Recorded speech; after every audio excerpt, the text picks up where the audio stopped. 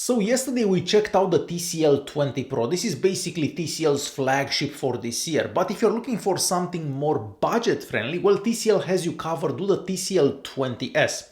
This is basically a budget version of the 20 Pro. This one is powered by the Snapdragon 665 that's paired with 4 gigs of RAM and 128 gigs of internal storage, and of course running Android 11.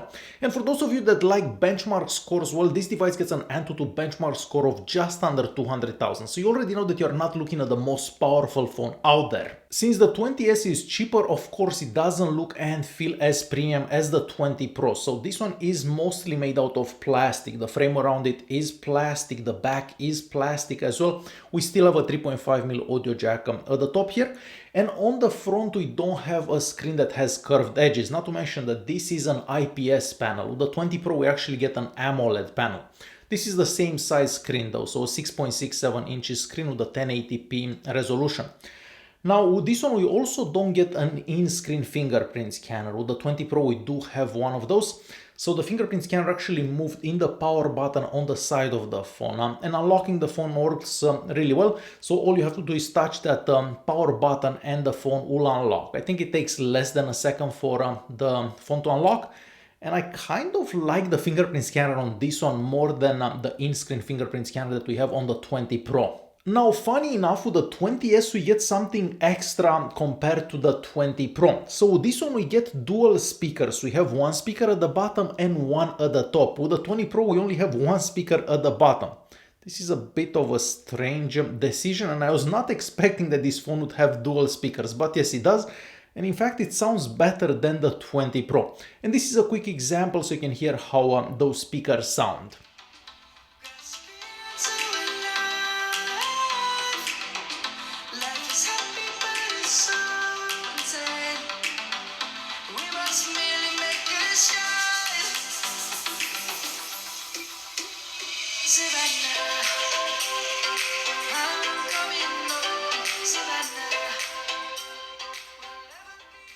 Another somewhat unusual thing I've noticed has to do with this button on the side. So on the 20 Pro, this button here is customizable, so you can make that button open whatever apps you want. Well, on this device, you cannot change what this button does. So when you press this button, the Google Assistant opens. But with the 20 Pro, you can actually customize what that button does. I find that a bit unusual, I'm gonna say.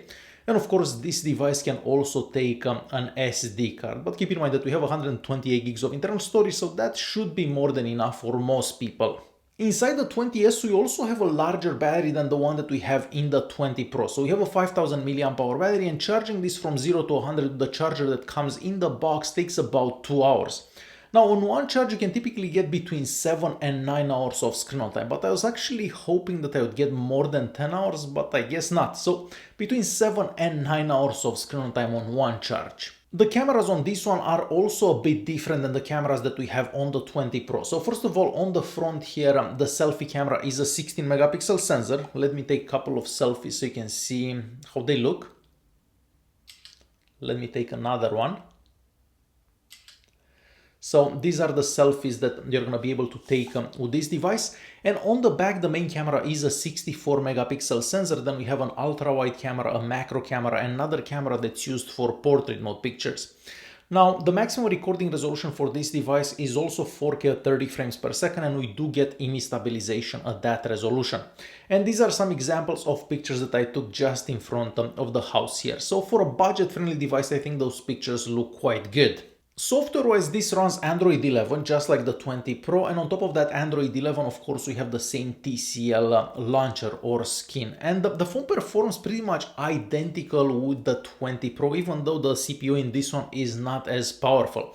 So I tried the same applications like Chrome, Facebook, gaming, and the phone does perform just as good as the Pro. But I was kind of expecting that because a lot of phones that get an Antutu score of about 150,000 and more do perform pretty well for most applications.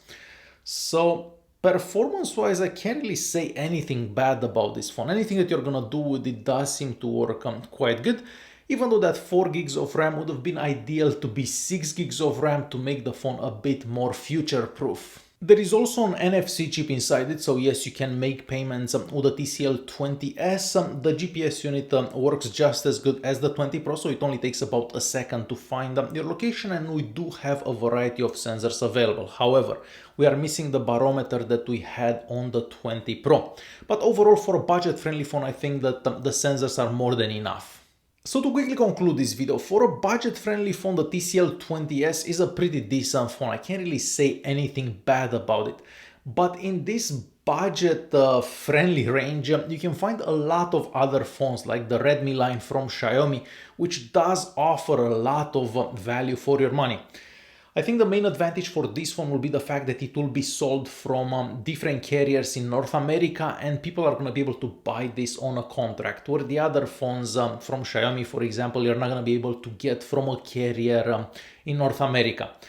So I think this is the main advantage for the TCL 20S. Alright guys, hopefully you enjoyed this video. Thanks for watching, and I will see you in the next one.